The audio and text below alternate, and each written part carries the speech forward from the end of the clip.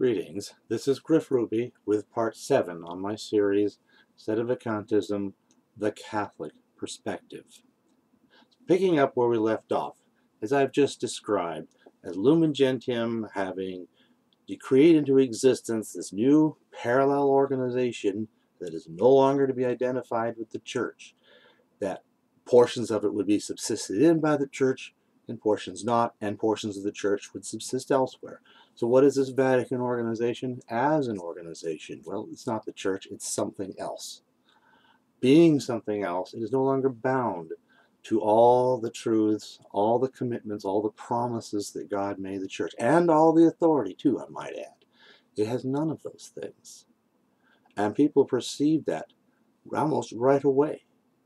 For example, even in the council, when they were talking about Gaudium et Spes, only 1 year after Lumen Gentium, Archbishop Lefebvre, in an intervention against it, concludes by saying, and this is the IQ's of council, this pastoral constitution is not pastoral, nor does it emanate from the Catholic Church. It does not feed Christian men with the apostolic truth of the Gospels, and further over, the Church has never spoken in this manner.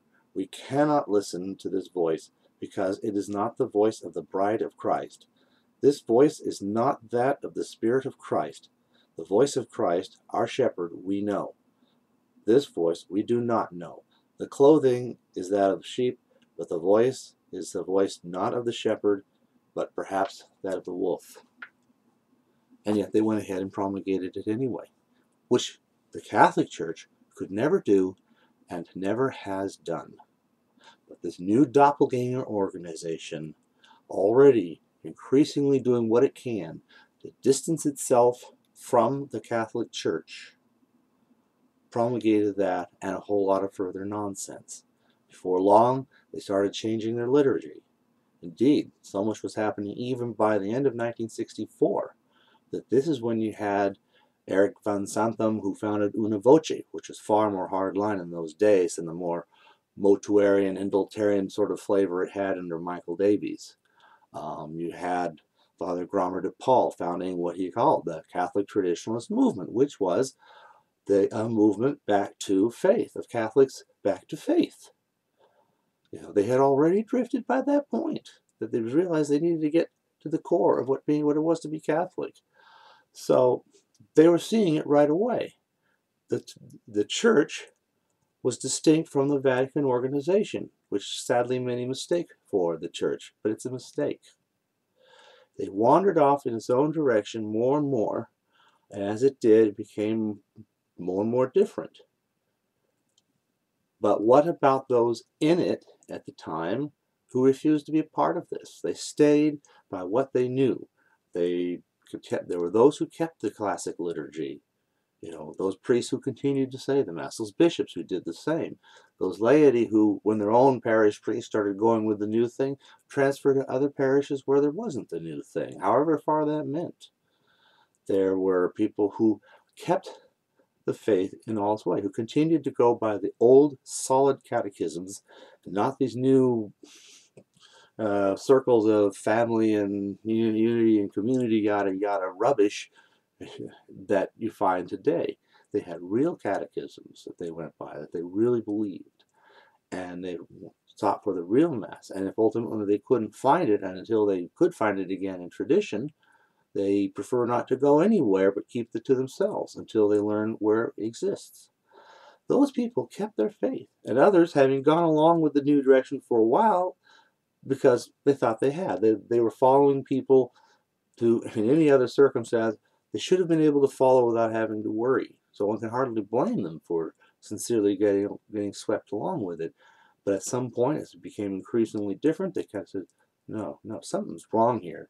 And they ultimately would find their way back to the truth and back to the Church.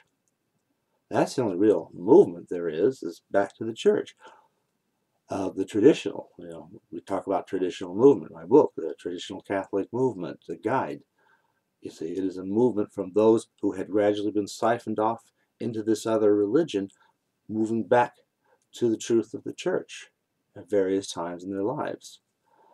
So these are the people who kept the faith.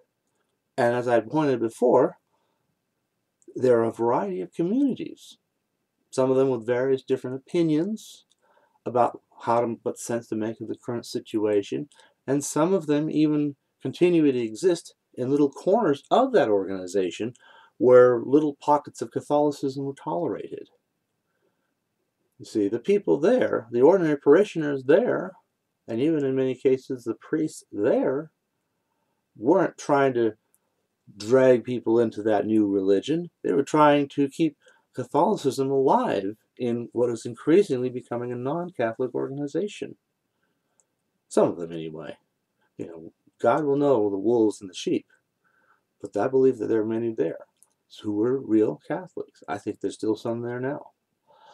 But they do not represent what that organization as a whole has become. They are tolerated on its fringes. They do not represent the heart and soul of what the Vatican organization has redefined itself into being. But there are other Catholics who have been spat out of it. There have been some who just were so disgusted with everything going on, they had in all good conscience to leave. And of course, now there are those who are born outside, and there are those who learn of tradition directly and convert directly into it. So we're gaining a clear identity. The traditional Catholics, which is simply what any other age would have called a Catholic. There is the church, and they're alone, because you see, only Catholics can comprise the church. I mean, it seems like a tautology, but that's the way of things. Only Catholics can comprise the church. So it is those who have kept all the traditional faith, who are the church, who are God's keeping his promise that the gates of hell shall not prevail. Take away the traditionalists where that possible, you would literally take away the church. You would falsify literally the whole of Christianity. So yes, Christianity stands or falls with the progress, success, and continuance of traditional Catholics as the church that we are and that we always have been from the days of Jesus Christ. That's what we are. And that's where we have all of the things that we have that make us the church as an organization, a visible church. For we are visible. The church is always visible, and we are visible. We are still organized. The church has not changed. The church did not get sucked into modernism. The Vatican organization did. They can do whatever they want, but not the church. We'll talk a little more about that next installment. Thank you.